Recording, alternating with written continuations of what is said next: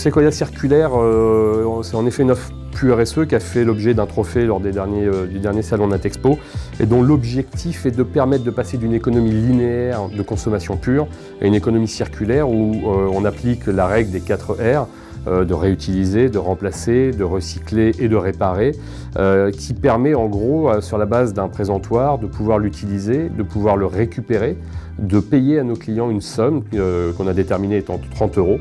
Donc on rembourse à nos clients 30 € dès qu'ils nous restituent un présentoir, on le remet en état dans un ESAT, qui est un atelier protégé avec des travailleurs en difficulté, et on peut ainsi le réintroduire en commercialisation pour d'autres clients qui ont peut-être des besoins moindres ou des besoins de présentoirs qui ne seraient pas neufs mais qui ont été reconditionnés. Donc ça permet de rallonger la durée de vie d'un présentoir et ça permet à nos clients initiaux d'être récompensés pour une action éco-responsable.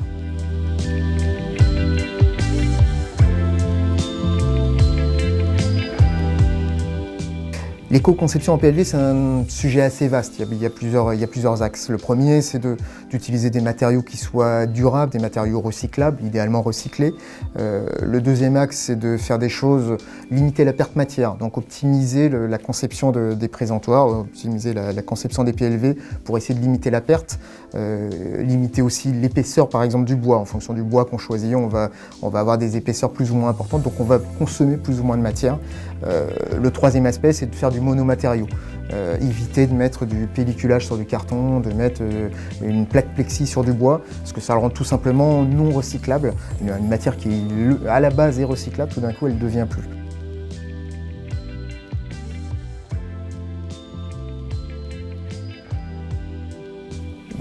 À l'origine de Sequoia Factory, il y avait cette ambition de faire des choses plus écologiques, plus éco-responsables.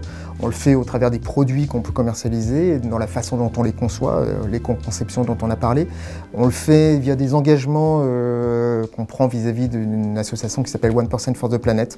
On s'engage à reverser 1% de notre chiffre d'affaires à des associations qui globalement œuvrent pour la préservation de l'environnement. En l'occurrence, l'année dernière, une association qui récoltait le plastique dans les océans. Et on le fait en essayant de nous améliorer en permanence. C'est de l'amélioration continue dans les produits, les offres qu'on peut lancer. C'est le cas de l'offre circulaire.